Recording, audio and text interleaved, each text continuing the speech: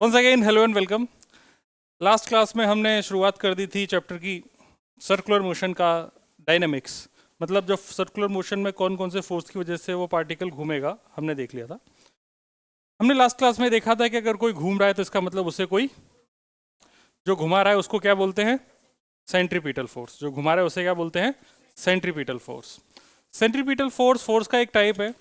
अलग अलग forces centripetal force की भूमिका निभाते हैं। जैसे कभी centripetal force normal centripetal force का काम करेगा, कभी कभी नॉर्मल का कोई कंपोनेंट सेंट्रीपिटल फोर्स का काम करेगा, कभी फ्रिक्शन सेंट्रीपिटल फोर्स का काम करेगा, कभी टेंशन सेंट्रीपिटल फोर्स का काम करेगी।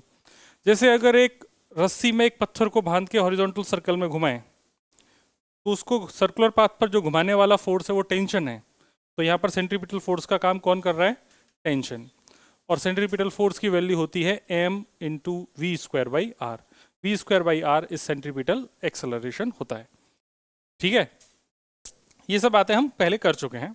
तो लास्ट क्लास में आपने देखा था कि अगर सिर्फ फ्रिक्शन लग रहा हो तो कैसे घूमेगा, अगर सिर्फ नॉर्मल लग रहा हो, नॉर्मल था, नॉर्मल का कोई कंपोनेंट हो विदाउट फ्रिक्शन अगर उसे घूमना है तो उस केस में नॉर्मल का एक कंपोनेंट अंदर की तरफ रख के उस पार्टिकल को सर्कुलर या उस कोई भी बॉडी को सर्कुलर पाथ पे घुमा सकते हैं। हमने शायद साइक्लिस्ट का एग्जांपल लिया था, हमने साइक्लिस्ट बनाया था, है ना?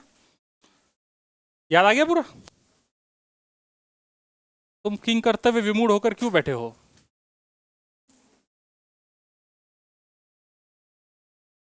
हाँ, तो वीडियोस तो देख लेनी चाहिए ना अगर नहीं आए थे तो। बिना रिवीजन किए हुए तुम क्लास में आने की गलती कर रहे हो। सारी क्लासेस तो कनेक्टेड हैं। एक बाई डिफ़ॉल्ट डिस्क्लेमर है अपने लिए, कोई भी क्लास मिस नहीं करनी। अगर बुखार आ रहा है, कुछ भी समस्या है, पीछे आके सो जाओ लेकिन सुनते रहो, या फिर घर पे वीडियोस देख के आओ, है कि नहीं? अरे कुछ भी हो भाई, उस चक्कर में तुम ये भी तो कभी आएगा ना टेस्ट में तुम्हारे, फिर कैसे मैनेज करोगे? तो फिर ये कवर करने के लिए फिर आगे वाले चैप्टर में छुट्टी लोगे। टाइमली कंप्लीट करो दोस्त, है कि नहीं तन्मय ब्रो? तो दो चीज़ें आपने देख ली। आप लोगों ने मौत का कुआं तो देखा ही होगा, है ना? आप कभी सर्कस गए? नहीं गए क्या? गए हो? सर्कस में मौत का कुआं होता है, देखा है क्या तुमने? वो नहीं देखे? अरे तो तुम घटिया वाले सर्कस गए हो। उस सर्कस में क्या होता है कि इस तरीके से ऐसे कुआं बनाया जाता है ना? और उस कुएं में अंदर एक ऑल्टो कार होती है या मारुति 800। मारुति 800, हमें जो पता है तुम लोगों ने हमेशा घटिया वाला ही देखा है। तो उस मारुति 800 कार के सारे जो शीशे हैं वो बाहर निकले हुए रखे होते हैं। शीशे समझते हो, कांच, मिरर, है ना, ग्लास। आगे वाला भी निकला होता है, पीछे वाले भी निकले होते हैं, विंडोज वाले सारे एकदम खाली होती है, एकदम हल्की होती है। अभी रीजन समझाएंगे। अब उसके बाद उस कार को तेज तेज घुमाता है और फिर तेज तेज घुमाता है और धीमे धीमे घुमा के ऐसे उस कुएं में ऊपर लेके आता है। और सबसे ऊपर सरकमफेरेंस पे अपन लोग खड़े होते हैं 50 रुपए की टिकट लेके। और कभी कभी फिर ये स्टंट हो गया, एक कार के साथ है, एक बाइक के साथ भी होता है।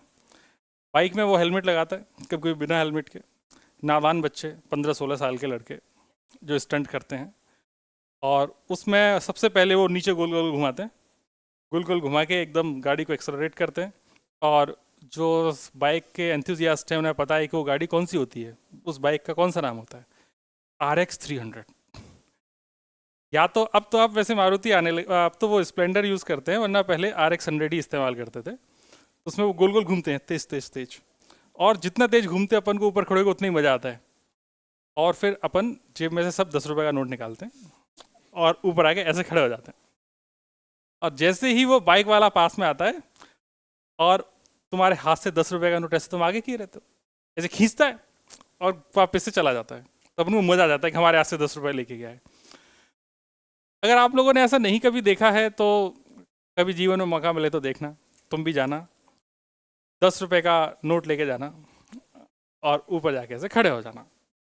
और खड़े होने के बाद वो तुम्हारे हाथ से पैसे ले जाएगा। इसके पीछे की फिजिक्स समझते हैं। आखिर फिजिक्स क्या है? फिजिक्स इस डेथ वेल की ये है कि इस कुएं को एक तरीके से हम सिलेंडर मान लें, क्योंकि वो किसी न किसी आर रेडियस पे घूम रहा है, तो मैंने एक कांस्टेंट रेडियस मान ली। आइडियली वैसे ऐसा होता है, चौंच बंद करके सिर्फ सुनो, है ना। जैसे जब कथा सुनने आते हैं ना, कथा सुनी जाती है तो बीच में बातें नहीं करते, सिर्फ सुनते रहते हैं। तो सुनते रहना चाहिए, जब डाउट आए तो पूछने का ऑप्शन है। कथा में वो भी नहीं होता क्योंकि बहुत ईजी होती है ना। तो रियल में ऐसा होता है कि यहाँ से वो लोग चलना शुरू करते हैं और फिर ऐसे ऐसे गोल गोल गोल घूम के ऐसे, और फिर यहाँ तक ऐसे घूमते हैं, यहाँ पे अपन सब खड़े रहते हैं, और फिर उसके बाद फिर ऐसे वापस से नीचे आके यहाँ पे आके रुक जाते हैं। समझ में आ गया?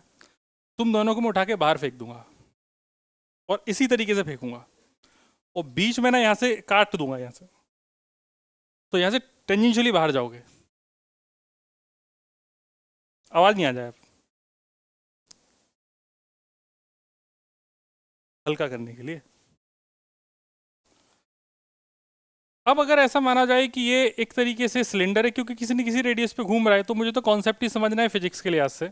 तो मैंने मान लिया कि इस तरीके से सिलेंड्रिकल पाथ पे घूम रहा है, इसकी रेडियस आर है, और यहाँ पर वो तुम्हारा बाइक वाला है जो घूम रहा है।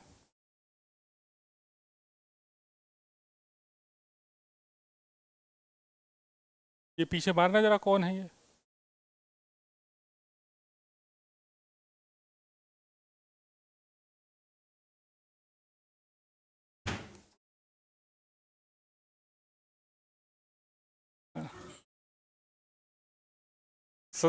सरदार जी, अब नहीं मारना है, इससे पहले कि युद्ध हो जाए। सबसे आगे आपको ही खड़ा रहना है। तो ये आर रेडियस के एक सिलेंडर पे ऐसे घूम रहा है जिसका मास है में, और ये कुछ v स्पीड से घूम रहा होगा ऐसे गोल गोल गोल। अब इसको कोई घूम रहा है तो इसको कोई घुमा रहा है, तो अपन इसका फ्री बॉडी डायग्राम बनाते हैं येलो कलर से। फ्री बॉडी डायग्राम का मतलब होता है रिशा, उस पर लगने वाले सारे फोर्सेस को रिप्रेजेंट कर देना। तो इस पर एक तो नीचे की तरफ mg लग रहा है, इसके आने की टेंडेंसी नीचे है, तो इस पर फ्रिक्शन किधर लग रहा है? ऊपर की तरफ। सही बात है। इस पे नॉर्मल अंदर की तरफ लग रहा है, क्योंकि अगर इसका सेंटर इधर है तो इसका मतलब नॉर्मल कोई ना कोई फोर्स सेंटर की तरफ होना चाहिए, और सेंटर की तरफ एकमात्र फोर्स है जो नॉर्मल ही हो सकता है। ओके, तो ऐसा अपना मानना है कि देखो भाई, N should be equal to M we square by R. ये हमने कौन सी इक्वेशन यूज करी है? Centripetal force is equal to mass M we square by R, ये इक्वेशन यूज करिए। इस इक्वेशन का इस्तेमाल यहाँ किया है, तो मेरे लिए इक्वेशन 1 का काम कर रही है। ठीक है। फिर उसके बाद अगर ये चाहते हैं कि भाई ये घूम तो रहा है, तो नॉर्मल ने घुमा तो दिया, लेकिन इंटरेस्टिंग बात ये है कि अगर यहाँ पे फ्रिक्शन कम हुआ तो ये नीचे चला जाएगा, कभी ऊपर आ ही नहीं पाएगा। तो मैं ये भी चाहता हूँ कि जो इस पर लगने वाला फ्रिक्शन है वो हमेशा ज़्यादा हो, ग्रेटर देन इक्वल टू किससे? mg से। और फ्रिक्शन की वैल्यू होती है mu into normal reaction, kinetic friction. ये बात तुम्हें पता है? तो ये तुम्हें याद रखनी है, अभी फ्रिक्शन के वीडियोस देख लेना, समझ जाओगी। ठीक है। यहाँ से हमने इक्वेशन नंबर 1 से वैल्यू डाल दी, तो फ्रॉम इक्वेशन नंबर 1 नॉर्मल की वैल्यू चिपका देंगे। तो म्यू हो गया फ्रिक्शन कॉफिशिएंट, एन की वैल्यू कितनी हो गई? M we square by R, this should be greater than equal to M G. तो मास से मास कट गया, तो यहाँ से जो वी स्क्वायर आया that is greater than equal to R G by mu. तो यहाँ से जो v की वैल्यू निकाली वो आ गई मेरे पास, v इज ग्रेटर देन और equal to under root are G by mu. मतलब इस वेलोसिटी की मिनिमम वैल्यू मुझे पता है under root are G by mu. जब इस गेम में जब तुम देखते हो तो इस गेम में सबसे ज़्यादा मज़ा तब आता है जब वो बहुत तेज स्पीड से बाइक दौड़ा रहा हो, और बहुत तेज आवाज़ आ रही हो, और साइलेंसर से बहुत गंदा वाला धुआं निकल रहा हो, और उसकी स्मेल आ रही हो। कुछ लोगों को वो स्मेल बड़ी अच्छी लगती है, लगती कि नहीं लगती? कुछ लोगों को बहुत अच्छी लगती है। पेट्रोल की स्मेल हो गई, डीजल की स्मेल हो गई, है ना। हाँ, तो कैल्शियम की कमी के कारण ऐसा होता है, ऐसा मैंने किसी से सुना था। तो गेम ये है इसमें दोस्त, तुम्हें मजा तब आ रहा है जब वो बाइक बहुत तेज चला रहा है, लेकिन असली गेम क्या है कि तुम उस बाइक को कितना धीमे चला सकते हो।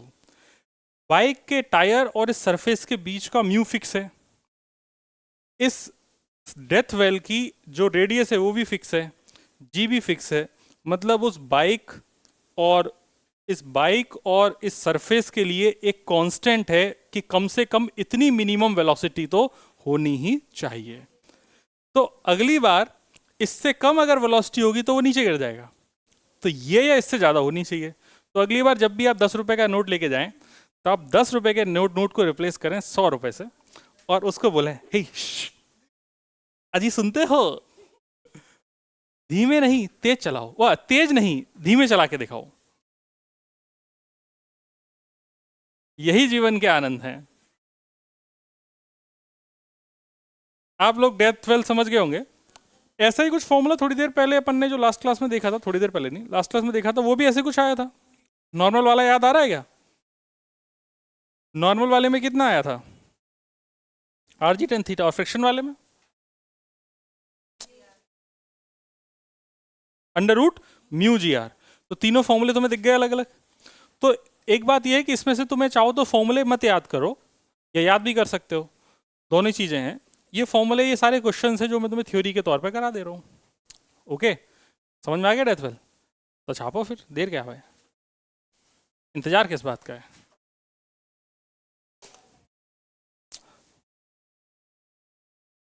ये क्वेश्चन हो गया, मौत का कुआं आपने देख लिया, बहुत अच्छी बात है, ठीक है।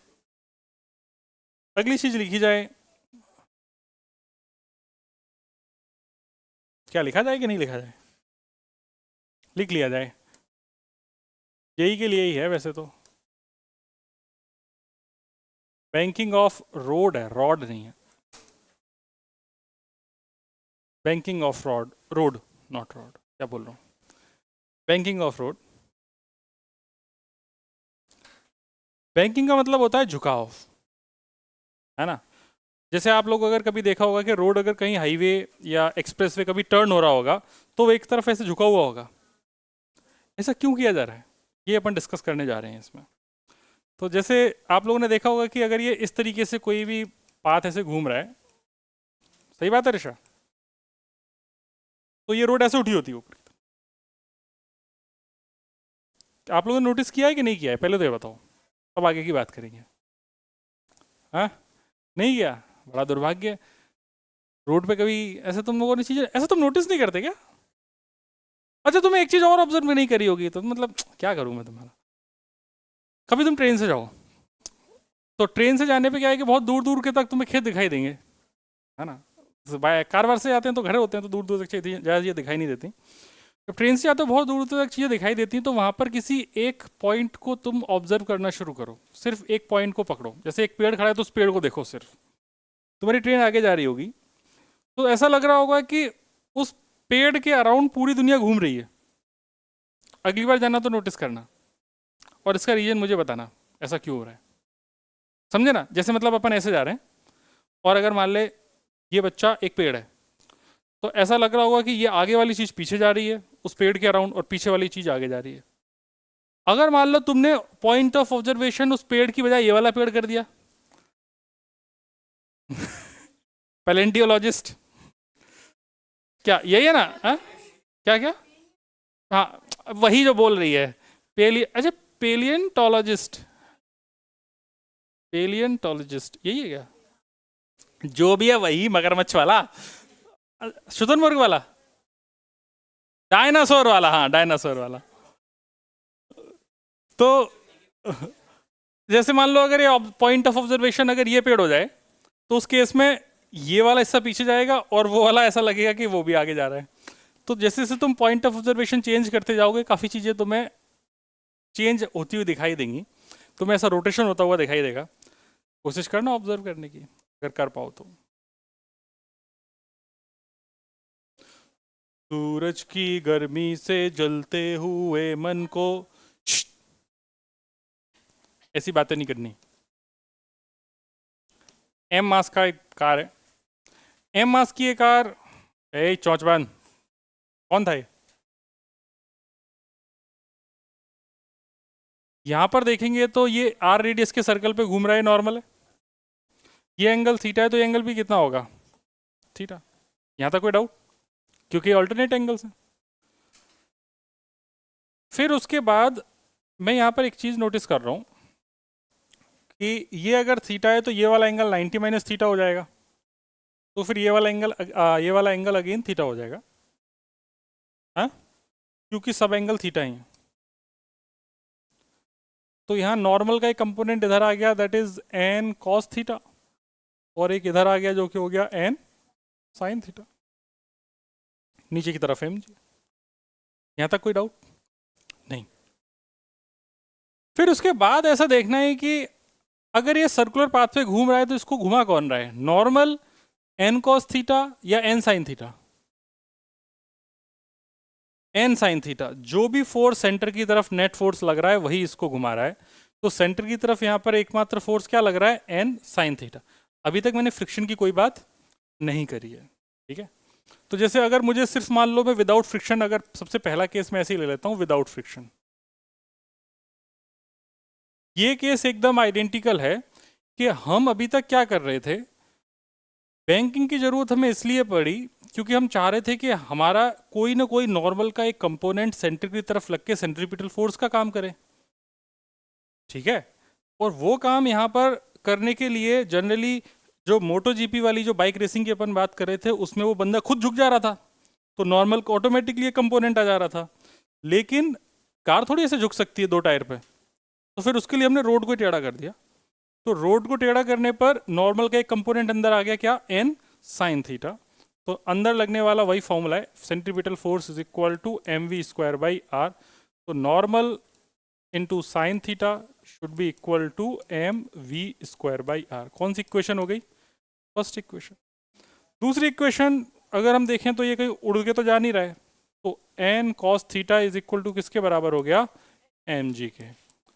मैंने दोनों इक्वेशन को डिवाइड कर दिया, तो डिवाइड करने पे नॉर्मल से नॉर्मल कट गया, sine theta upon cos theta कितना होता है, टेन थीटा।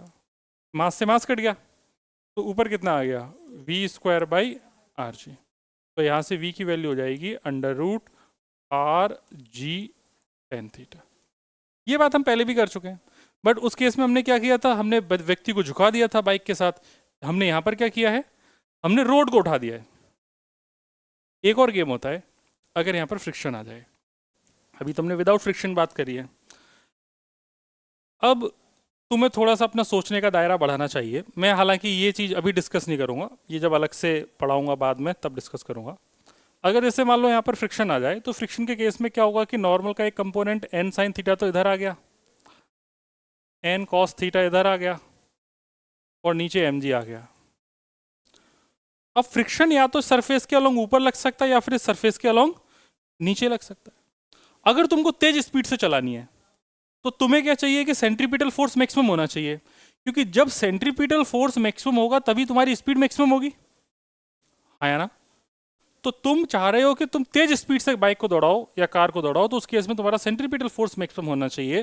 तो अगर एन साइन थीटा के साथ अगर मैं एक कंपोनेंट इधर ले लूँ, ये एंगल थीटा है, तो यहाँ पर प्लस और क्या आ जाएगा, एफ कॉस थीटा, और यहाँ पर एक नीचे कंपोनेंट आ जाएगा एफ साइन थीटा। कब, जब फ्रिक्शन किधर लग रहा है, नीचे की तरफ सरफेस के अलोंग।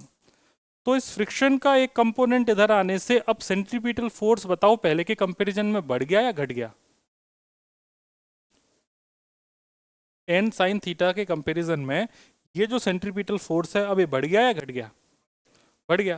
पहले कितना था, सिर्फ एन साइन थीटा, अब और क्या आ गया इसके साथ, एफ कॉस थीटा, तो वैल्यू तो बढ़ गई ना। तो अब तुम इसी पाथ पर तेज स्पीड से चल पाओगे। तो अब जब तुम इसको लिखोगे वापस से m we square by are, तो ये वाला v ऑब्वियसली उस वाले v से ज्यादा होगा, आया ना। दूसरी कहानी ये होती है, ये अभी नहीं पढ़ेंगे, बाद में पढ़ेंगे। दूसरी कहानी ये होती है, गधे इधर देख, दूसरी कहानी ये होती है कि अगर मान लो फ्रिक्शन ऊपर की तरफ लग रहा है, अगर फ्रिक्शन ऊपर की तरफ लग रहा है तो मान लो तुम ज्यादा झुक गए, तो ये फ्रिक्शन तो सेल्फ एडजस्टिंग है, ये जो सेल्फ एडजस्टिंग फ्रिक्शन, उस केस में तुम्हारे जाने की टेंडेंसी नीचे की तरफ होगी, तो उस केस में फ्रिक्शन किधर लग जाएगा, ऊपर की तरफ। तो अगेन ये कंपोनेंट आ जाएगा, ये हो जाएगा एफ कॉस थीटा, और ये उधर आ जाएगा एफ साइन थीटा। अब ये एन साइन थीटा के अपोजिट लग के ये नेट जो लग रहा है सेंट्रीपिटल फोर्स, उसको बढ़ा रहा है या कम कर रहा है, कम कर रहा है। तो अगर तुम गलती से ज्यादा भी झुक गए तो तुम्हारी हेल्प कौन कर देगा? फ्रिक्शन। फ्रिक्शन उस केस में नीचे की बजाय किधर लग जाएगा? ऊपर की तरफ। समझे बात को? तो फ्रिक्शन तुम्हें हर बार बचाएगा गिरने से, चाहे रोड पे नीचे की तरफ या फिर रोड पे ऊपर की तरफ, तुम्हें स्किड करने से बचाएगा। हाँ या ना? समझ गए पूरी कहानी? ये केस हम कब डिस्कस करेंगे? जब यही वाली कहानी पढ़ेंगे बाद में, तब। अभी बोर्ड के लिए इतना मोर देन सफिशिएंट है, आप लोगों को लिख लेना चाहिए। इसमें एंगल भी पूछ लेता है कि किस एंगल पे मैं बैंक करूं रोड को, तो टेन थीटा की वैल्यू क्या है? V square by r. लिख लीजिए। नेक्स्ट क्वेश्चन ये है कि क्या लिखा जाए? क्वेश्चन लिखा जाए, a projectile is fired, a projectile is fired at an angle theta with horizontal, at an angle theta with horizontal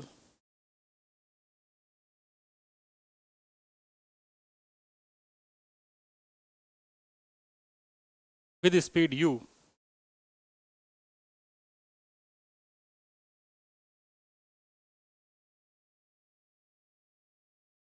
It explodes in two parts.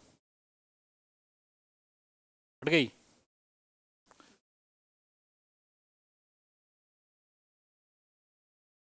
In two parts such that one part retraces its path, one part retraces its path, then find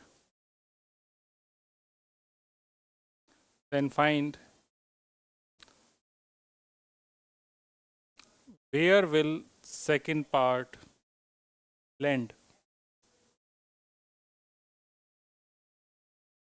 आप लोग करना चाहेंगे क्या? नहीं ना? ये देखो हिम्मत, वैसे बात हो कि बतासे फोड़वा लो इनसे। बतासे जानती है?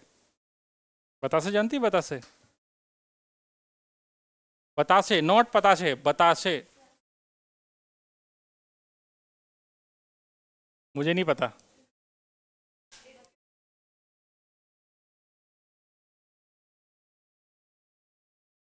तुम्हारे मोहल्ले में इन्हें क्या बोलते हैं? पताशे।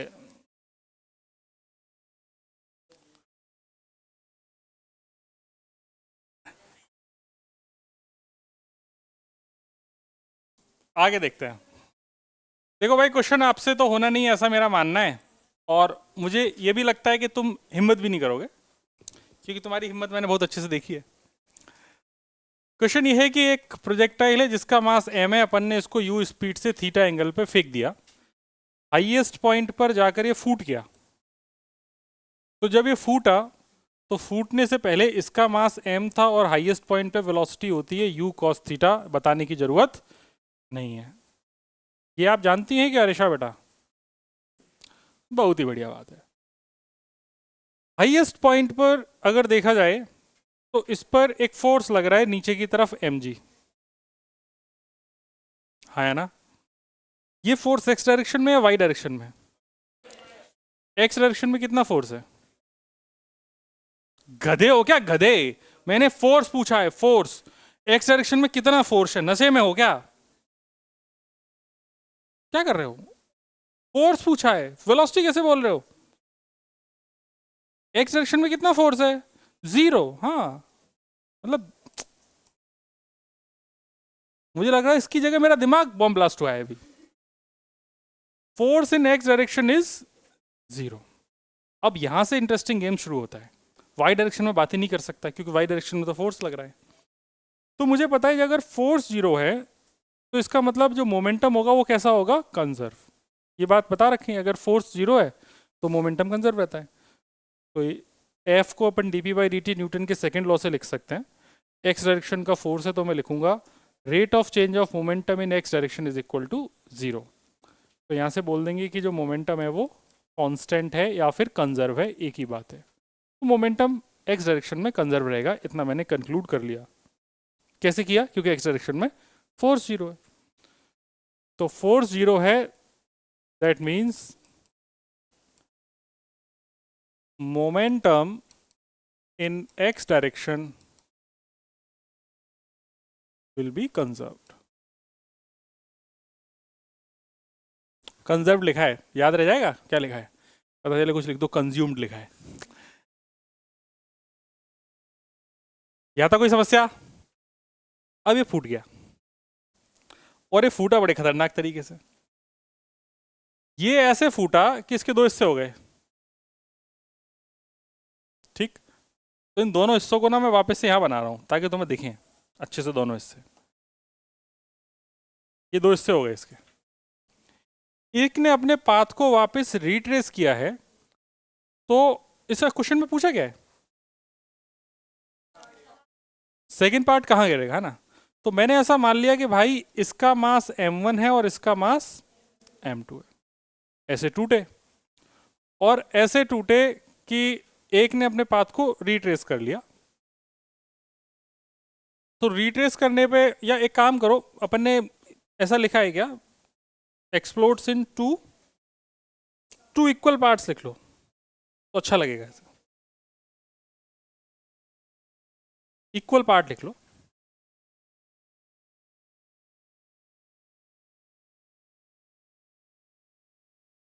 ठीक है, देखो इक्वल पार्ट लिखने से क्या हुआ कि अब जो ये हैं इन दोनों का मास कितना है, m/2 और m/2।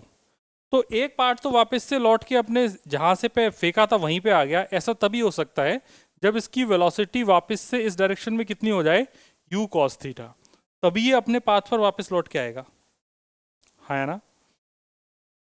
और दूसरे वाले की वेलोसिटी मुझे नहीं पता कितनी है, तो मैंने मान ली दूसरे वाले की वेलोसिटी कितनी है, v।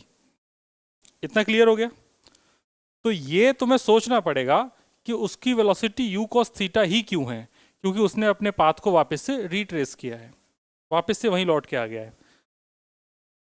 तो मुझे पता है मोमेंटम कंजर्व रहेगा, तो मैं बोलूंगा p मोमेंटम बिफोर एक्सप्लोजन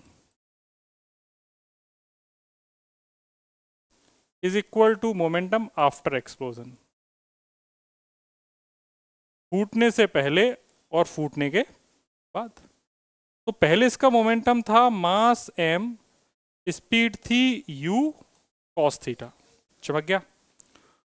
फूटने के बाद क्या हुआ, तो m/2, लेकिन वेलोसिटी पीछे की तरफ है, तो अपने बच्चे लिखेंगे u cos theta but in negative direction, है ना। फिर दूसरा जो पार्ट है that is m/2 into v, क्योंकि वो तो राइट साइड है उसकी वेलोसिटी। ये समझ में आ गया मोमेंटम कंजर्वेशन का गेम। मोमेंटम कंजर्वेशन इस तरीके के क्वेश्चन में फूटने से जस्ट पहले और जस्ट बाद में करना है। कभी ऐसी गलती मत कर देना कि जहां से फेंका है वहीं का मोमेंटम ले लो इनिशियल, नहीं। इनिशियल का मतलब है फूटने से जस्ट पहले और फूटने के जस्ट बाद। इसलिए मैंने लिखा है momentum before explosion and momentum after explosion. तो मास, अरे मास मास मास 2 से पूरे मल्टीप्लाई कर दूंगा तो लिख दूंगा 2u cos theta is equal to minus u cos theta plus v।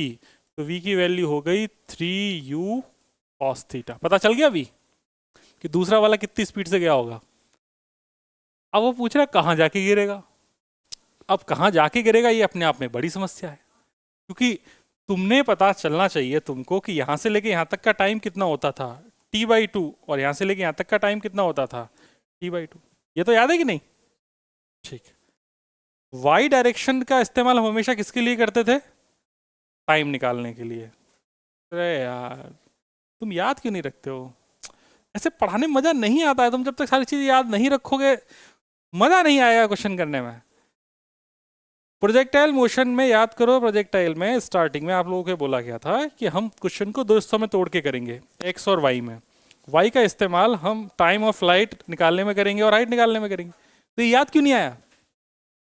तो हाँ बोलना चाहिए, याद है तो दोस्त यहाँ पर वाई डायरेक्शन जिस हाइट पे ये फूटे हैं, भले ही ये जिस हाइट पर फूटे हों, कितने ही पोर्शन में फूट गए हों, लेकिन जमीन पे आने में सभी का जो टाइम होगा वो t/2 ही होगा, क्योंकि वाई डायरेक्शन में हर एक पार्ट, जो हर एक हिस्से का डिस्प्लेसमेंट कितना है h, इनिशियल वेलोसिटी कितनी है 0 वाई डायरेक्शन में, और एक्सेलरेशन सब पे कितना लग रहा है t, g, तो सबका टाइम ऑफ फ्लाइट भी कितना होगा सेम, दैट इज T/2। इतनी बात समझे? तुम नहीं भी समझे तो इतना तो पता ही है ना, यहाँ से लेके यहाँ तक का टाइम T/2, तो यहाँ से लेके यहाँ तक का टाइम T/2। ये दोनों हिस्से कितनी देर उड़ेंगे हवा में? T/2 उड़ चुके थे, और कितना उड़ेंगे? T/2। इतना तो फिक्स है ना? ठीक। तो यहाँ से क्वेश्चन अलग डायरेक्शन में जाएगा। तो मुझे पता है कि रेंज निकालने के लिए हम जिस चीज़ का इस्तेमाल करते थे वो तुम्हें याद है क्या अभी तक? वेलोसिटी इन x डायरेक्शन इनटू टाइम। याद आया? तो रेंज मतलब हॉरिजॉन्टल डिस्टेंस होता था। तो x डायरेक्शन में इस कछुए की वेलोसिटी कितनी है? v, और टाइम कितना है? T/2। तो वेलोसिटी कितनी हो गई? बच्चों ने लिख दिया 3u cos थीटा, और टाइम कितना हो गया? u sin theta by g। अच्छा, या फिर ऐसा लिख लो 2 से 2 और 2 से 2 काट दो। टाइम पीरियड कितना होता है? Time of light 2u sin theta by g, 2 से डिवाइड कर दिया तो 2 से 2 कट गया। अब यहां पर अगर तुम देखो तो लिखा हुआ है 3 into U square sine theta cos theta divided by G. अब अगर थोड़ा सा अपन दिमाग लगाएं और इसमें पूरे में 2 से मल्टीप्लाई और 2 से डिवाइड कर दें तो आपके पेट में कोई दर्द है क्या? इसमें मैंने 2 से मल्टीप्लाई 2 से डिवाइड कर दिया। अभी बता रहा हूं ना, थोड़ा पेशेंस रखो। जीरो पेशेंस है क्या तुम में? नेगेटिव में है। अब यहां पर अगर तुम्हें इतना समझ में आए तो देखो, यहां का तो ले लो 2, ये ले लो साइन थीटा और ये ले लो कॉस थीटा। कौन सा फॉर्मूला बनता है? बहुत बढ़िया, बस यही तो जानना था। तो ये हो जाएगा 3/2 into U square sine 2 theta by G. ये किसका फॉर्मूला है? रेंज का। तो ये हो गया 3r/2। तो ये जो रेंज आ रही है ये कितनी आ रही है? 3r/2। ये कहां से आ रही है? स्टार्टिंग पॉइंट से आ रही है या फिर यहां से आ रही है? बट यहां पे वेलोसिटी तूने v मानी है ना, तो कहां से आ रही है? यहां से। तो ये हो जाएगा तुम्हारे पास कितना? ये यहां से और आगे जाके गिरेगा कहीं, और जहां भी जाके गिरेगा यहां से लेके यहां तक की दूरी कितनी होगी? 3r/2। ये दूरी कितनी है? r/2। तो पूछा है कहां पर जाके गिरेगा फाइनल। तो फाइनल स्टार्टिंग पॉइंट से जो सेकंड पार्ट है, second part will fall at a distance of, क्या लिख रहे हैं अपन?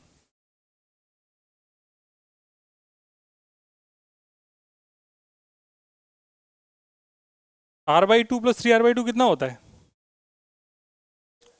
4r/2 मतलब 2r at a distance of 2r from point of projection.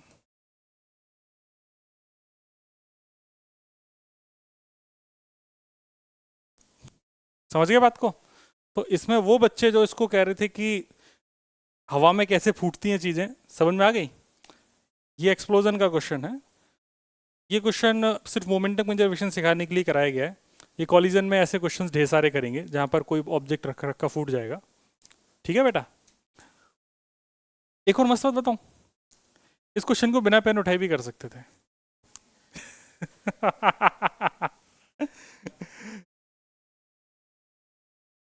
इतनी मेहनत इसलिए कराई है क्योंकि तुम सीधे क्वेश्चन तो कर नहीं पा रहे हो, तो इसका शॉर्टकट कैसे समझ पाओगे? शॉर्टकट समझने के लिए ये सब करना जरूरी है। Patience level 0। जब बोला है समझाने का तो समझाऊंगा तो भाई। देखो ये क्वेश्चन बहुत आसान है। कहाँ गया? अगर सेंटर ऑफ मास, अगर आपने कभी पढ़ा है सुना है क्या कभी सेंटर ऑफ मास? आगे पढ़ोगे तो सेंटर ऑफ मास से क्वेश्चन एक लाइन में हो जाएगा। तुमको ये पता है कि m मास था जो फूट गया, इसके 2 टुकड़े हो गए।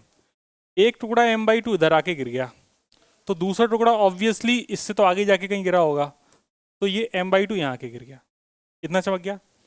लेकिन इंटरेस्टिंग बात यह है कि हॉरिजॉन्टल डायरेक्शन में सिस्टम पे कोई भी फोर्स नहीं था, तो सेंटर ऑफ मास इसका जिस पाथ पे आ रहा था उसी पाथ पे आता रहेगा।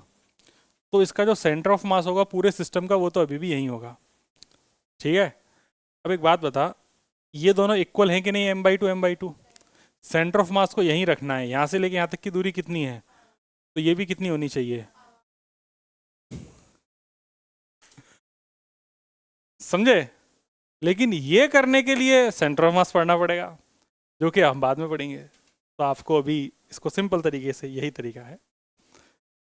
अब पता है तुम ना, अगर देखो ढेर सारे क्वेश्चन प्रैक्टिस करो ना, तो मैं तुम्हें कुछ क्वेश्चंस की ट्रिक्स बताऊं, लेकिन तुम लोग क्वेश्चन प्रैक्टिस के नाम पे शून्य हो।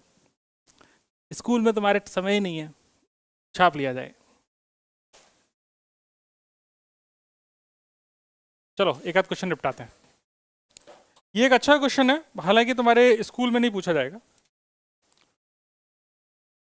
ये वाला मतलब इससे पहले वाला। अब ये जो ये पूछा तो पूछा जा सकता है। सिंपल क्वेश्चन ये है कि, सिंपल है,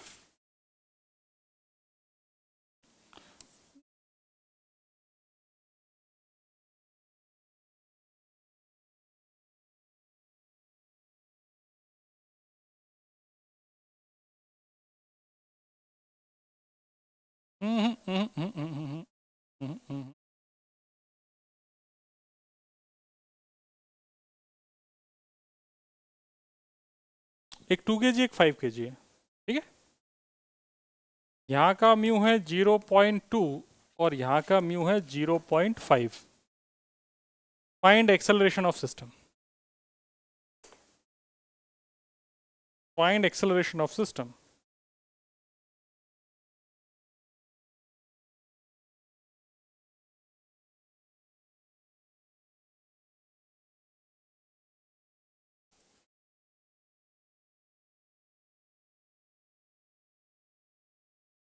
पुली वाले क्वेश्चन तो कर लिए ना अपन ने कुछ कुछ, तो फिर एक ये वाला क्वेश्चन करेंगे।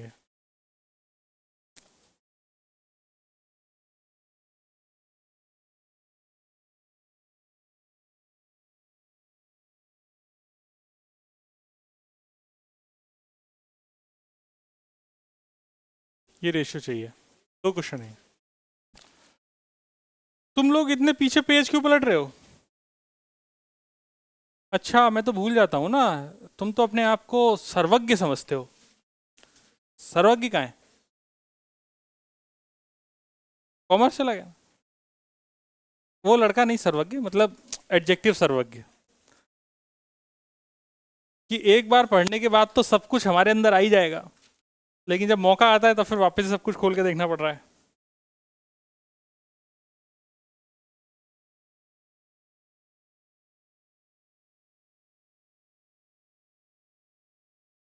ठीक है भाई, क्या कर रहे हैं छोरे।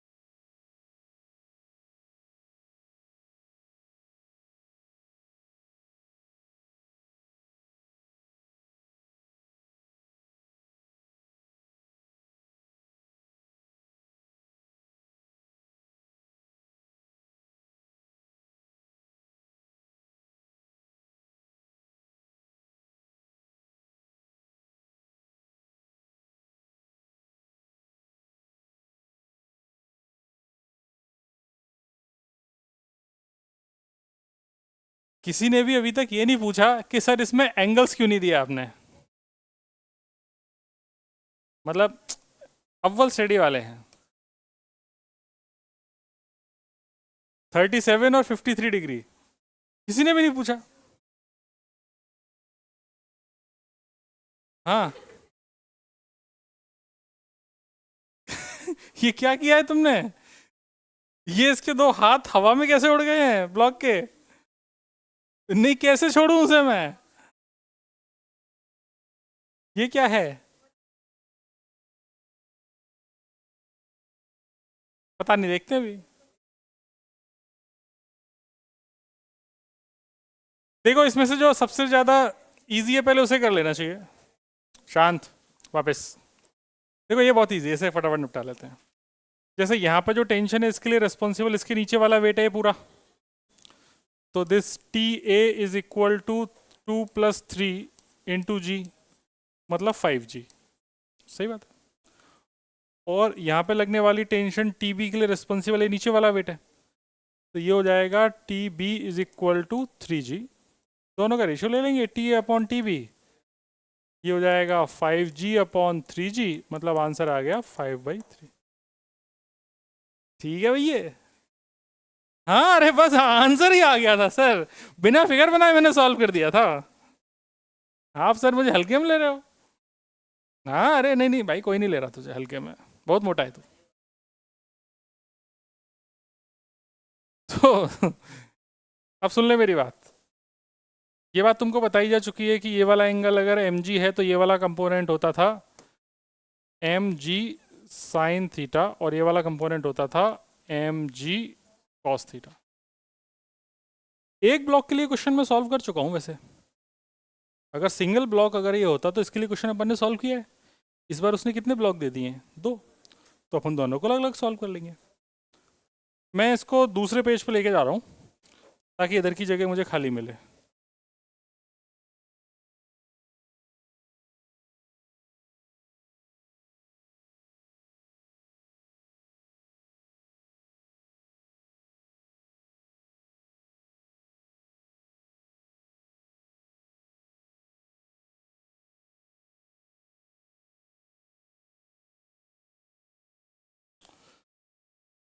ठीक है दोस्त, चलो। तो जैसे अगर अपन इस 2 kg ब्लॉक की बात करेंगे तो इस 2 kg ब्लॉक पे इधर लगने वाला जो फोर्स है that is m g sine theta, मतलब 2 × 10 × sin 37। sin 37 की वैल्यू कितनी होती है? 3/5। तो ये कितना हो गया? 12 न्यूटन। सही बात है। इधर की तरफ एक टेंशन लग रही थी, यहाँ पर नॉर्मल लग रहा है, और नॉर्मल का ये वाला कंपोनेंट था एम जी कॉस थीटा। तो ये हो जाएगा मास अगेन 20 × cos 37 बेटा, 4/5। है ना? याद तो है ही ना सबको? है कि नहीं है? ठीक है, तो ये 16 न्यूटन हो गया। तो यहाँ पे जो नॉर्मल आया वो आया 16 न्यूटन, एंड इधर जो ये फोर्स आया एम जी साइन थीटा वो आया 12 न्यूटन। तो यहाँ पर अगर अपन फ्रिक्शन की लिमिटिंग वैल्यू निकालना चाहें तो एफ लिमिटिंग इस वाली साइड के लिए आ जाएगा म्यू इंटू एन। म्यू की वैल्यू है अपने पास कितनी? 0.2, एंड नॉर्मल रिएक्शन कितने हैं अपने पास? 16।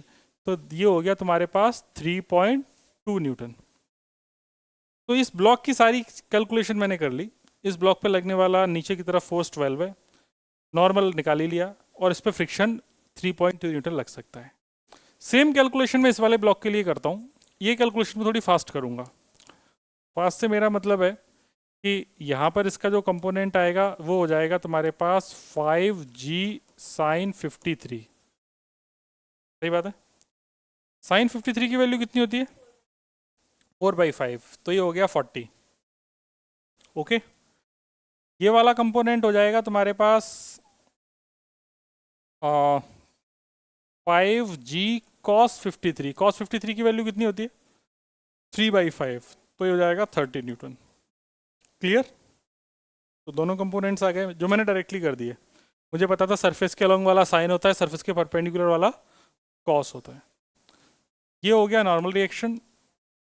ये तुम लोगों की इतनी प्रैक्टिस तो है जो मैंने बता दिया, सीधा से समझ में आ गया। और यहाँ पर जो लगने वाला फ्रिक्शन होगा वो फ्रिक्शन हो जाएगा म्यू इंटू एन। तो यहाँ पे जो फ्रिक्शन की वैल्यू है वो है 0.5 और नॉर्मल रिएक्शन मेरे पास कितनी है 30 न्यूटन, तो ये हो जाएगा 15। तो यहाँ का लिमिटिंग फ्रिक्शन आ गया 15। तो इधर आया कितना, इधर आया 40 और इस पे जो फ्रिक्शन की लिमिटिंग वैल्यू आ गई वो आ गई मेरे पास 15 न्यूटन। क्या तुम्हें दोनों साइड की कैलकुलेशन क्लियर है? अरे हाँ ना, अगर दोनों साइड की कैलकुलेशन क्लियर है तो आप इसको सोचना शुरू करते हैं। ठीक है, अगर तुम देखो तो इसमें अगर थोड़ा सा और इसको क्लियर बनाऊं मैं, तो मैं और इसको क्लियर बना के दिखाता हूं तुमको थोड़ा सा। यहाँ से शायद इतने में सबको दिख जाएगा, दिख रहा है क्या? ठीक, तो मैंने इसको और क्लियर बनाता हूँ वापस से। देखो ये क्वेश्चन था, इस क्वेश्चन में सारी कैलकुलेशन करने के बाद मुझे पता चला इधर लगने वाला फोर्स है 12 न्यूटन, इधर लगने वाला फोर्स है 40 न्यूटन, इस पे जो लिमिटिंग फ्रिक्शन लग सकता है दैट इज़ 3.2 न्यूटन और इस पे लिमिटिंग फ्रिक्शन लग सकता है जो 15 न्यूटन। हो गया क्लियर पूरा? यही फिगर है। तो इस पूरे क्वेश्चन में सारी कैलकुलेशन करके मैंने इसको इतना इसने 2 हिस्सों में तोड़ दिया। अब देखो इस पूरे सिस्टम में अगर फ्रिक्शन नहीं होता तो इसके जाने की टेंडेंसी किधर होती, राइट या लेफ्ट? राइट, क्योंकि 40 ज़्यादा है और 12 कम है तो ये ऐसे मूव करेगा, और अगर ये ऐसे मूव करेगा तो इसके जाने की टेंडेंसी नीचे की तरफ है, राइट साइड। तो इन दोनों पे जो फ्रिक्शन लगने की टेंडेंसी होगी वो किधर होगी, इस तरीके से होगी कि नहीं होगी? क्योंकि पूरा सिस्टम ऐसे मूव करने की औकात रखता है। आया ना? तो ये 40 है, तो यहाँ पे जो फ्रिक्शन है वो कितना लग रहा है 15, ठीक है, और यहाँ पर जो फ्रिक्शन लग रहा है वो कितना है 3.2, यही है। अब देखो वापस से सोचते हैं फ्रिक्शन के साथ, ये 40 है तो अगर मैं देखूं तो इसके अलोंग लगने वाला नेट फोर्स कितना है 40, और इसको रोकने वाले फोर्स कितने हैं 15, 12 और 3.2, तो 15 + 12 कितना हो गया 27, 27 + 3.2 कितना हो गया 30.2, 27 है ना। तो मतलब इसको जो राइट साइड ले जाने वाले फोर्स जो 40 है और इसको रोकने वाले फोर्स हैं 30.2, तो इसका मतलब अभी भी रुकेगा नहीं, अभी भी ये एक्सेलरेट तो करेगा। अगर ये एक्सेलरेट करेगा तो अब हम इसका एक्सेलरेशन निकाल सकते हैं। तो इसका एक्सेलरेशन निकालने के लिए मैंने क्या किया, इधर टेंशन मान ली टी और टी, कोई समस्या की बात नहीं, इसका एक्सेलरेशन ए मान लिया। तो इस पे जब इक्वेशन लिखूंगा तो क्या लिखूंगा, t - 12 - 3.2 is equal to 2a, पहली इक्वेशन, या इसको और सॉल्व कर लो थोड़ी इच्छा है तो। t - 12 13 14 15 15.2 is equal to 2a, पहली इक्वेशन। इस पे इक्वेशन क्या लिखी जाए, 40 - 15 - t is equal to 3a, तो हो जाएगा 25 - t is equal to 3a, equation number 2। दोनों इक्वेशन को ऐड कर दिया जाए, इक्वेशन 1 + इक्वेशन 2, दोनों को ऐड करेंगे तो हो जाएगा 25 में से 15 गए तो कितने बचे 10, लेकिन 15.2 जाने हैं तो बचेगा 9.8, तो ये 9.8 इज इक्वल टू 5a, तो एक्सेलरेशन की वैल्यू आ गई 9.8 डिवाइडेड बाई 5, ठीक है। तो ये हो गया मेरे पास, मैं इसमें 2 से मल्टीप्लाई कर दूंगा, 2 × 16 और 2 × 18 और 1 19, 1.96 मीटर पर सेकेंड स्क्वायर इस सिस्टम का एक्सेलरेशन होगा। चमकी कहानी। तो ये क्वेश्चन लेंदी है, ऑब्वियसली दिख रहा है। जो काम पहले आप एक साइड कर रहे थे अब आपको कितने साइड करना है, 2 साइड। उसके बाद आपको ये भी चेक करना है कि फ्रिक्शन लगाने के बाद ये चलेगा भी कि नहीं चलेगा। अगर ऐसा सोच, ये 40 की बजाय इस पे लगने वाला जो फोर्स है ये 30.2 ही होता तो क्या ये कभी मूव करता, तो उस केस में एक्सेलरेशन कितना हो जाता 0। तो अपन को ये भी चेक करना है। अगर मान लिए फोर्स 40 की बजाय लगने वाला फोर्स सिर्फ 20 ही होता तो फिर क्या ये मूव करता इस साइड, नहीं करता, फिर हमें चेक करना पड़ता किधर जाना है। चमकी बात। तो ये एक ऐसा क्वेश्चन है जो थोड़ा सा लेंदी टाइप का है। बोर्ड में आने के चांसेस होते हैं, मतलब तुम्हारे स्कूल में पूछ सकते हैं, तुम्हारे टीचर तुम्हारे मजे लेने के लिए, तो तुम्हें ध्यान रखना है कि अटेम्प्ट कैसे करना है। कहाँ पे बेटा? कौन सा मास है जी? ले जाओ ना। ब्लॉक का मास क्या? तो कोई बात नहीं, उसका तो वैसे भी कोई यूज़ नहीं किया मैंने, मेरी मिस्टेक है वो, मैंने ब्लॉक का मास गलती से 3 की बजाय 5 की बजाय 3 लिख दिया। बाकी तो कोई फ़र्क नहीं पड़ेगा, क्योंकि सब कुछ तो मैं पहले से 5 के हिसाब से कैलकुलेट किया है।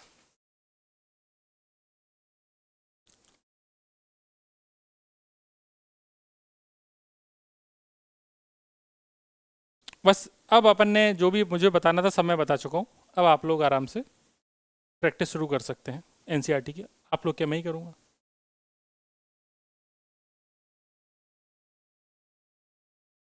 अच्छा, यहाँ पर कैलकुलेशन में भी अपन ने 3A ले लिया है, तो इसको ना 5A कर लेना चाहिए। 5A ये हो जाएगा 5A, तो 5 और 2 कितना हो जाएगा? 7। तो चेंज हो जाएगा आंसर। क्या 3 ठीक था? तो ये अपना कितना बच रहा था? 25 में से 15 गए तो 9.8 इज इक्वल टू 7A। तो ए की वैल्यू आ जाएगी 9.8 divided by 7 metre per second square. मैं नहीं सॉल्व कर रहा इससे आगे, बताऊँ क्या एग्जैक्ट कितना आ रहा है? 1.4।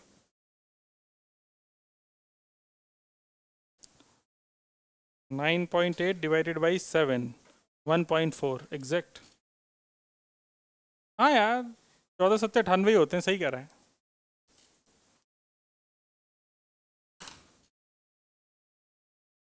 सही आंसर आ रहा है वैसे तो।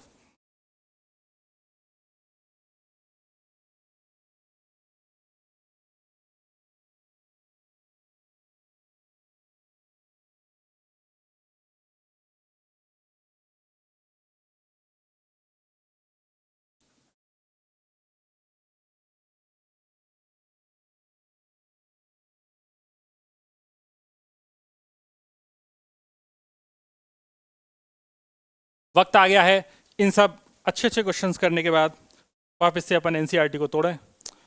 एनसीईआरटी को तोड़ने का वक्त आ गया है। Laws of motion.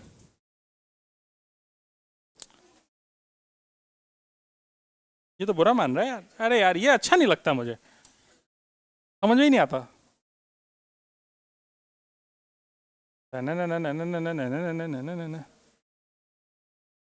ये अच्छा लगता है। अपन ने इसमें से एग्जाम्पल सारे कर लिए। हाँ, एक्सरसाइज किया तो पहले एक्सरसाइज निपटाए, एग्जाम्पल्स एक्सरसाइज। वोटिंग करा दें, कितने लोग चाहते हैं पहले एग्जाम्पल्स निपटाए जाए और कितने लोग चाहते हैं पहले एक्सरसाइज निपटाई जाए? ऑब्वियसली एग्जाम्पल्स वाले ज़्यादा हैं, फटाफट खत्म करेंगे। लेकिन ऐसा हो सकता है कि वो एग्जाम्पल्स जैसे क्वेश्चन अपन ने कर रखे हो तो अपन उनमें टाइम वेस्ट नहीं करेंगे ना, हो सकता है एज इट इज ही कर रखे हो। अरे अरे अरे, नहीं नहीं, गंदी बात। हाँ, जैसे चोंच बंद करके अगर अपन देखें,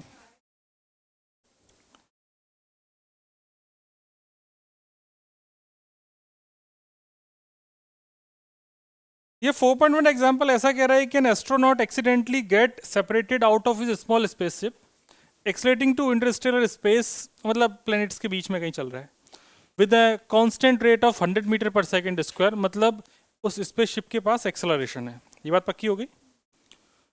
what is the acceleration of the astronaut the instant after he outside the spaceship, मतलब जैसे ही वो उससे बाहर निकलेगा तो क्या उसके पास कुछ एक्सेलरेशन होगा?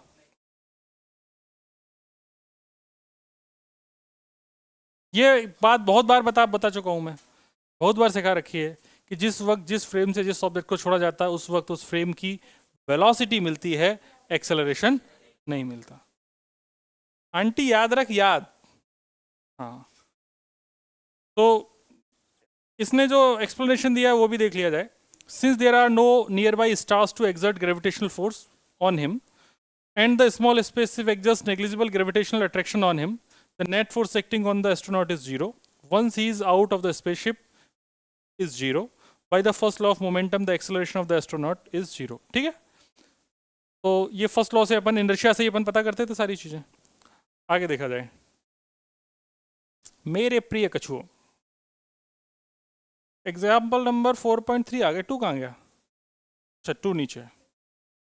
2 कह रहा है a bullet of mass 0.04 kg moving with speed of 90 meter per second enters a heavy wooden block and is stopped by a distance of 60 centimeter. Stopping distance है कि नहीं? What is the average resistive force exerted by the block on the bullet? करो solve. हाँ zoom कर देते हैं. लो आप देख रहा होगा. क्वेश्चन लिखने की जरूरत नहीं है, सिर्फ सॉल्यूशन लिखना है. सॉल्व करो. आंसर सबका आना चाहिए. कहीं हिंट की जरूरत है तो बता दो. दादी थोड़ा सा दिमाग लगाओ यार. हिंट हिंट बहुत ज़्यादा मत लो.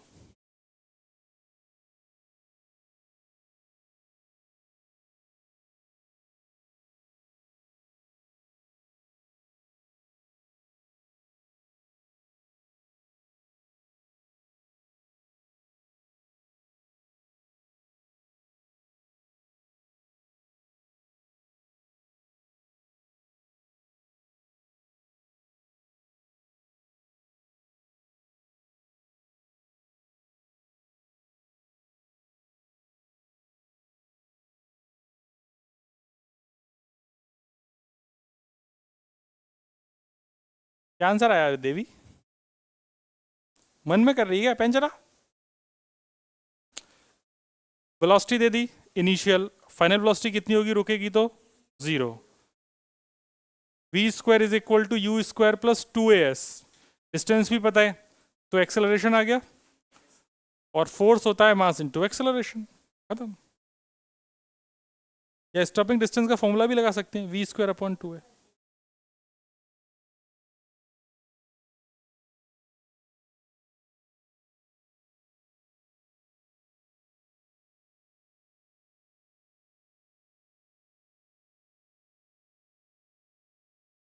रेजिस्टिव फोर्स है, आने दो कुछ भी जो आ रहा है. अपने आप आ जाएगा. अपने आप आ जाएगा. ऑलरेडी निगेटिव आ जाएगा. आंसर क्या आया? -270 न्यूटन. ठीक है, एकदम आसान क्वेश्चन है. A bullet of mass 0.04 kg moving with a speed of 90 meter per second. 90 meter per second, 0.04 kg and 60 centimeter.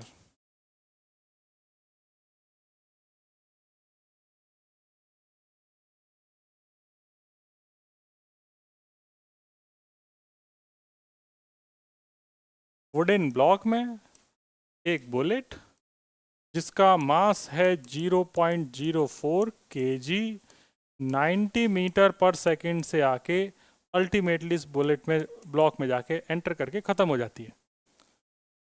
यही क्वेश्चन है. तो हमें पता है कि स्टॉपिंग डिस्टेंस निकालने के लिए हमने हमेशा इस फॉर्मूले का इस्तेमाल किया है. फाइनल वेलोसिटी 0 है, इनिशियल 90 का स्क्वायर है प्लस 2a, और इसने जो डिस्टेंस में यहाँ पर ट्रेवल करी है वो 60 सेंटीमीटर है, मतलब 0.6 मीटर है. तो डिस्टेंस है 0.6 मीटर. सेंटीमीटर को मीटर में कन्वर्ट कर लिया तो एक्सेलरेशन आ गया 90 इंटू 90 डिवाइडेड बाई 2 इंटू 6, मतलब 1.6 है. 1.26 क्यों. ठीक है, तो इसको और सॉल्व कर लेंगे तो हो जाएगा 9 into 9 into 100 divided by 1000 divided by 12. Minus में ये डेसिमल हटाया तो ऊपर एक जीरो आ गया. तो 3 तिरका 9, 3 चौक 12. फिर ये 4 से कट जाएगा 250 बार. ये तुम्हारा आंसर गलत आ रहा है क्या या सही है? अच्छा सही है क्या? तो फिर एक काम करो, सही है तो फिर इसको ऐसे ही रहने दो. इसको इसी तरीके से रहने दो. अभी बताता हूँ क्यों. एक्सेलरेशन आ गया 27 इंटू 10⁻³ डिवाइडेड बाई 4। फोर्स पूछा है, तो फोर्स होता है मास इंटू एक्सेलरेशन। मास कितना है अपने पास बुलेट का? 0.04। एक्सेलरेशन कितना है? -27 इंटू 10⁻³ डिवाइडेड बाई 4। 4 से 4 कट गया, तो ऊपर बच गया 27 माइनस इंटू 10, क्योंकि ये सब तो कट जाएगा। 270 आ रहा है यार, -270 न्यूटन। माइनस साइन क्या बता रहा है? Opposite to the velocity. कितने लोगों का आंसर आ गया था? ऑलमोस्ट आ गया था। कितने लोगों ने ये फिगर बनाया ऐसा? जैसे आप फिगर बनाओगे आपके क्वेश्चन होने की प्रोबेबिलिटी काफ़ी बढ़ जाएगी सिर्फ चित्र बनाने से। जो शब्दों में लिखा है वो फिगर में आने से एक साथ विजुलाइज होना शुरू हो जाता है, फिर दिमाग काम करता है। या तो डायरेक्टली तुमको पता हो कि क्या हो रहा है यहाँ पे, सही बात है, तो तुम्हारा आंसर आया। अरे यार,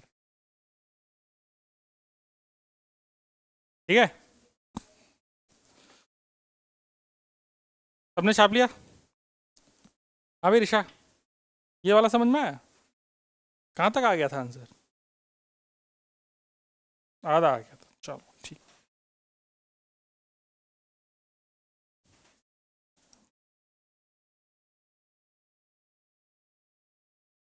चलो भाई 4.3 की तरफ देखा जाए। 4.3 कह रहा है कि the motion of particle of mass m is described as y is equal to u t plus half g t square. तो पूछ रहा है find the force acting on the particle.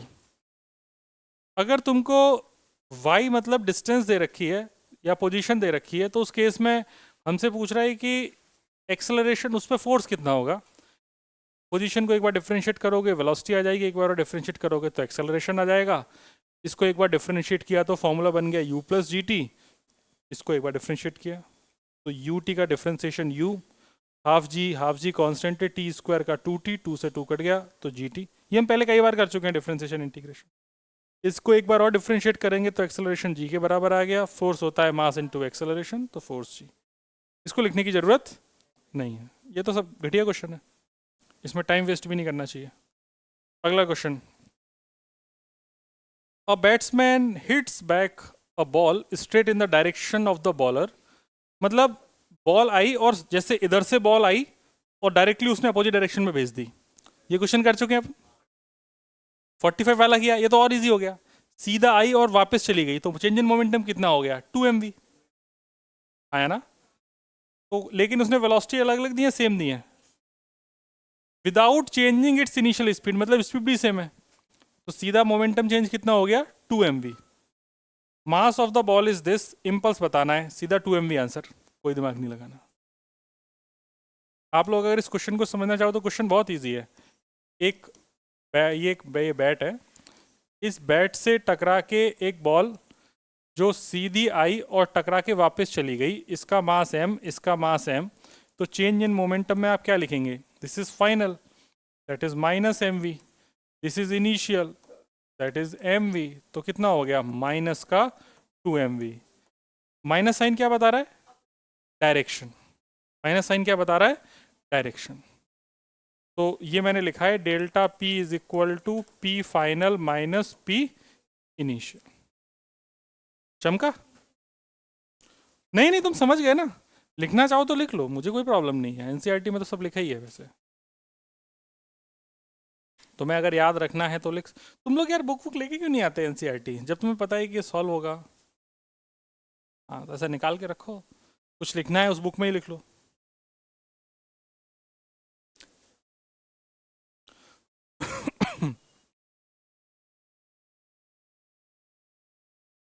देखा नहीं आपने? तो समझ आ गया।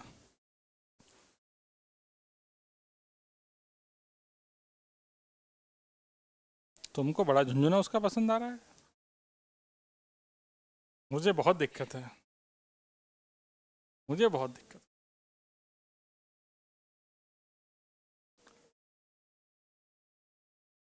तूने बोला था कि बेटा मैं वो अंकल गली में जो बैठते हैं मैं वही अंकल हूँ, तो मैं हरकतें भी तो मुझे वैसी करनी पड़ेंगी ना।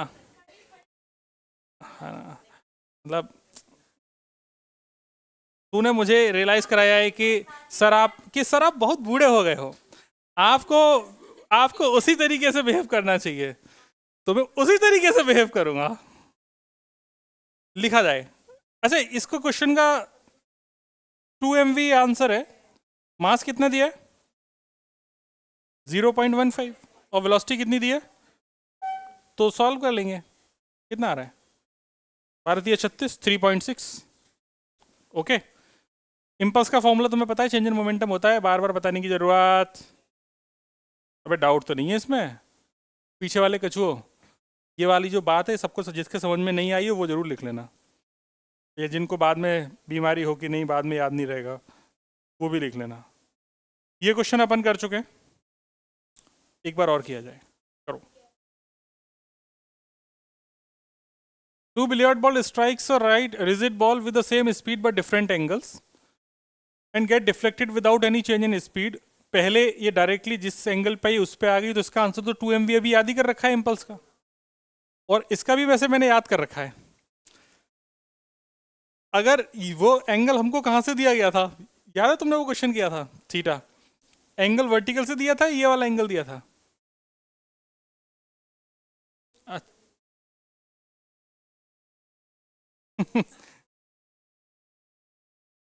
अब तो बताना ही पड़ेगा, क्योंकि हम नानी के घर पे थे ना बेटा उस वक्त। ये थीटा है, ये थीटा है, याद आ गया? ये बॉल ऐसे आई, इसके दो कंपोनेंट हो गए, ये थीटा तो ये थीटा, ये वी कॉस थीटा, ये वाला वी साइन थीटा, ये ऐसे चली गई वी, इसके दो कंपोनेंट हो गए, ये थीटा तो ये थीटा, ये वाला वी कॉस थीटा और ये वाला v sine theta. Y direction में कोई भी वेलोसिटी में चेंज नहीं हुआ, बट एक्स डायरेक्शन में कौन गधा बोल रहा है?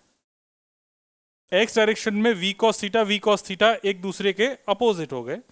जब अपोजिट होंगे तो हम इनका change in momentum in x direction लिखेंगे M V cos theta minus I cap, मतलब उस साइड, माइनस फाइनल लिखेंगे, इनिशियल लिखेंगे M V cos theta I cap. ये इनिशियल डायरेक्शन है और ये वाली फाइनल डायरेक्शन है टकराने के बाद। वैसे मैं डायरेक्टली भी बोल सकता था, अपोजिट नहीं तो सीधा ऐड हो जाएंगे, तो मैं लिख दूंगा M V cos theta in twice और direction minus into I cap. ये हो गया वेक्टर फॉर्म में। मैग्नीट्यूड लिखूंगा तो delta P in x direction will be 2 MV cos theta. क्योंकि मैं वेक्टर में लिखने की इच्छा रख रहा था तो मैंने वेक्टर के साथ लिख दिया। विदाउट वेक्टर लिखना चाहूँ, अगर तुम बेसिक कॉन्सेप्ट समझती हो, अपोजिट डायरेक्शन में चेंज हमेशा ऐड होता है, तो मैं डायरेक्टली भी लिख देता इस चीज को। हाँ ठीक है, लेकिन कॉपी में टीचर को बताना पड़ेगा कि तुमने कैसे सोचा। जी जी, ये बात एक्सप्लेन करनी पड़ेगी टीचर को कॉपी में।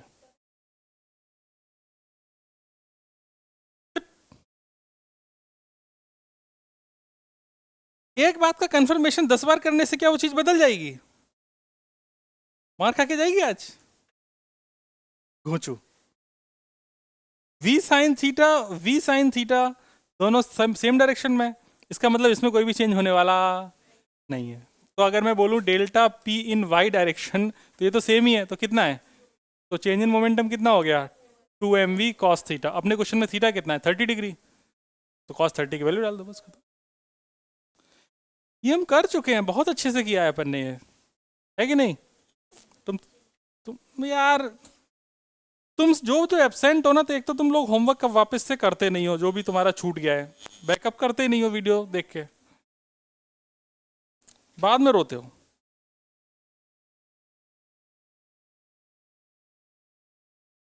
म्याऊं म्याऊं, चापलिया। भाई मर्जी है तुम्हारी, अगर लिख रखा है तो क्यों लिखने की जरूरत है? नोट्स में तो सब लिखा ही है। तुमको ये भी बोला था मुझे, मतलब हर एक लाइन याद है मैंने क्या बोला था। तुमको ये भी बोला था कि जब भी ऐसे आड़ी तिरछी चीजें दिखाई दे उनके कंपोनेंट्स कर लो। एक हॉरिजॉन्टल डायरेक्शन में और एक परपेंडिकुलर डायरेक्शन में। याद आ रहा है? सबसे पहला काम हॉरिजॉन्टल कंपोनेंट्स ही करने हैं। फिर तुमको वेक्टर वाली बात याद दिलाई थी कि चेंज में रिलेटिव में जैसे ऐड होता था वैसे यहाँ पे ऐड हो जाएगा अपोजिट डायरेक्शन में। और कुछ नहीं, लाइक पहली बेंच पे बैठ के बातें कर रहे हैं और ये यहाँ पे कुछ खून निकल रहा है। हाँ, किसने नाखून मार दिया तुझे? Self harm is also called act of suicide. हाँ, क्या आप लोगों को पूरा केस समझ में आ गया है ना? आप लोग एनसीईआरटी से एंटी, इधर देख, एनसीईआरटी में जाके आप घर पे ये चीजें वापस से देखेंगे कि उसमें कितने प्यार से लिखी हुई हैं। आता तुम्हें सब है, ये भी बता दूं, तुम्हें वापस से लिखना कुछ नहीं है, बस देखना है कि कैसे लिखी गई हैं। ठीक है? हाँ, बस वही देखना है कि कैसे बड़ा चढ़ा के लिखा है। हाँ? तो मत करना अगली बार ना, बहुत ऐसा इंटरेस्टिंग तरीके से लिखवाएंगे एनसीईआरटी में। देखो 4.6 देखा जाए, इसमें ये कह रहा है कि a mass of length 6 kg suspended by a rope of length 2 meter. Force of 15 Newton is acting in horizontal direction is applied as applied at the midpoint P of the rope as shown. What is the angle of rope made by the vertical in equilibrium? Neglect the mass of the rope. मेरे प्यारे कछुओं, एक बात बताओ, ये question अपन ने किया है कि नहीं किया? किया है ना? तो फटाफट ये फिगर है, थीटा निकाल के दिखाओ। थोड़ा जूम कर दें। ठीक, क्वेश्चन छोड़ो, यही है बस। क्वेश्चन 6 किलो का है, मतलब ब्लॉक 6 किलो का है और फोर्स 50 न्यूटन है। चाय नहीं भाई।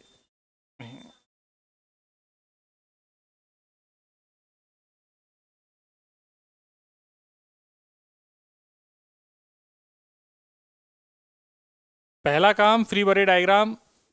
फ्री बॉडी डायग्राम में T1 T2 तुम्हें पता है, बस इसको तोड़ दो दो हिस्सों में, हॉरिजॉन्टल और वर्टिकल।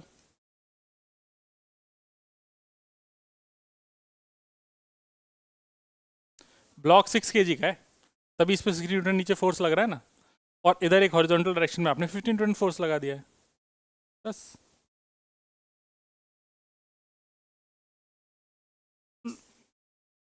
वेरी गुड, सुन लो अब।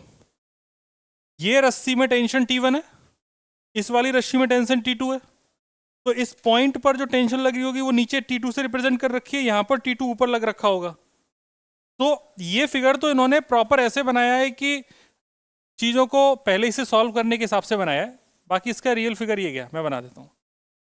50 न्यूटन इधर लगा दिया फोर्स, यहाँ पर 6 kg है, इधर टेंशन T1 है, ये मैंने मानी है, ये एंगल थीटा पूछा है, ये क्वेश्चन है। तो क्वेश्चन तो बहुत आसान है, बोर्ड पर नजर बनाएंगे, एक लाइन में सॉल्व होगा क्वेश्चन। तुम एक बात बताओ, ये पूरा सिस्टम इक्विलिब्रियम में है कि नहीं है? कोई कहीं जा रहा है क्या? सब आराम से सो रहे हैं वहीं पे? तो इसका मतलब ये पॉइंट पे नेट फोर्स कितना होना चाहिए? तो कर देते हैं। इस पे नीचे की तरफ कितना लग रहा है? 60। इस पे इधर कितना लग रहा है?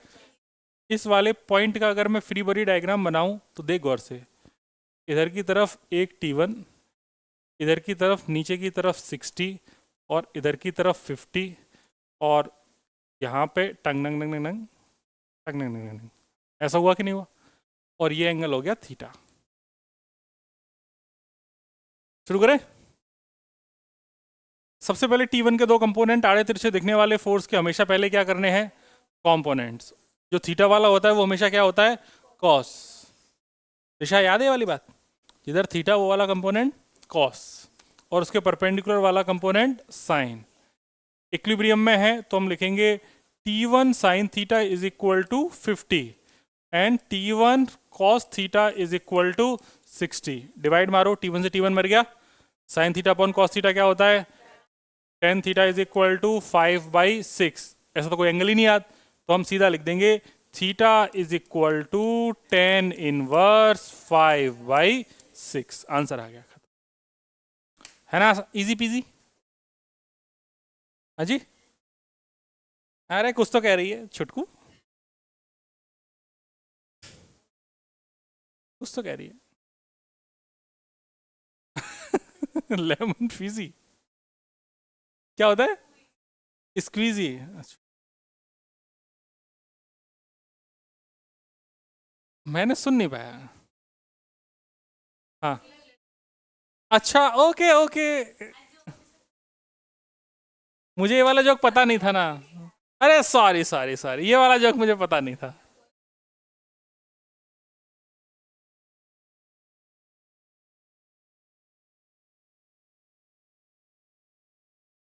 अगला क्वेश्चन शुरू करें। डन। आराम। अगला क्वेश्चन।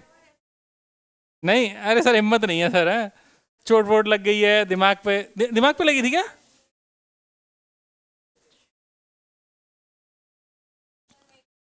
मई का क्या? मई का घर जाना है? नहीं जाना तो यहाँ पे रह के क्या करेगी? यहाँ पे कौन खाना खिलाएगा? अच्छा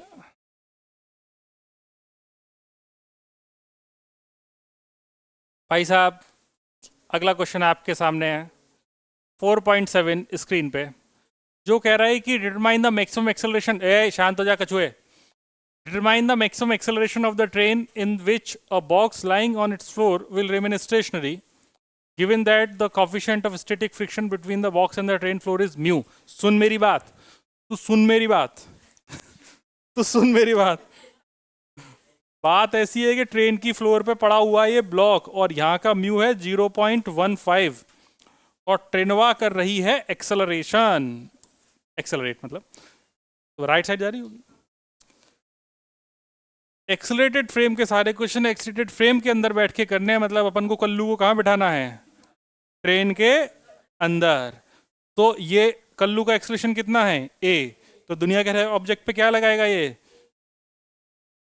सूडो फोर्स लगाएगा गधो, क्या लगाएगा? Pseudo force. सूडो फोर्स क्या कहता है? Opposite to the acceleration of frame of reference, तो लगेगा इधर, तो यहां पे लग गया सूडो, पी से उड़ो, सूडो फोर्स। तो यहां पे मैंने सूडो फोर्स लगा दिया, एफ सूडो फोर्स। तो इस एम मास के ब्लॉक पे एक सूडो फोर्स लग रहा है, दैट इज एम इंटू ए। तो इसके जाने की टेंडेंसी किधर है, आगे कि पीछे? तू नशा वशा करती है क्या? जब इसका मोशन, ये एक्सेलरेट इधर कर रहा है, और अगर तुम इस ब्लॉक पे देख रहे हो तो ब्लॉक पे फोर्स लेफ्ट में लग रहा है, तो इस बच्चे के लिए जाने की टेंडेंसी किधर होगी इसकी? पीछे की तरफ। हाँ, इस बच्चे के लिए बात करनी है, बच्चे का नाम क्या है? कल्लू। किधर जाएगा? जाएगा तो आगे, अगर तू बाहर से खड़े होकर देखेगी तो, क्योंकि ट्रेन तो आगे जा रही होगी। हम किसके लिए बात कर रहे हैं? कल्लू के लिए। तो कल्लू के लिए मोशन किधर है? पीछे की तरफ। तो उसके जाने की टेंडेंसी किधर है? पीछे। तो इस पर फ्रिक्शन किधर लगेगा? आगे। ट्रक वाला एग्जांपल याद आया? वही क्वेश्चन है। तो ट्रक की जगह बस यहाँ पे क्या हो गया है? ट्रेन। हाँ, कछुआ वाली बातें करते हो। अब तुम कह रहे हो कि रेस्ट पे है, अगर रेस्ट पे तो इसका मतलब माता जी is equal to friction, M A should be equal to pseudo force should be equal to friction force. तो this M A is equal to mu into N, N की वैल्यू किसके बराबर होगी? एम जी के। इसमें तो कोई doubt नहीं है ना कछुओं, हॉरिजॉन्टल फ्लोर पे ही तो रखा है, तो एन किसके बराबर है? एम जी के। तो फ्रिक्शन किसके बराबर हो गया? म्यू इंटू एन के। एन की वैल्यू एम जी के बराबर, सही है। यहाँ तक कोई प्रॉब्लम है क्या किसी को? Yes sir, no sir. M से एम कट गया, एक्सेलरेशन की वैल्यू कितनी आ गई? Mu g. म्यू की वैल्यू कितनी? 0.15। जी की वैल्यू कितनी? 10। तो एक्सेलरेशन कितना? 1.5 मीटर पर सेकेंड स्क्वायर। जी की वैल्यू 9/8 डाल देंगे तो आंसर अलग आ जाएगा। ओके, तो छापो फिर। कौन सा इलस्ट्रेशन था ये? 4.7 करो।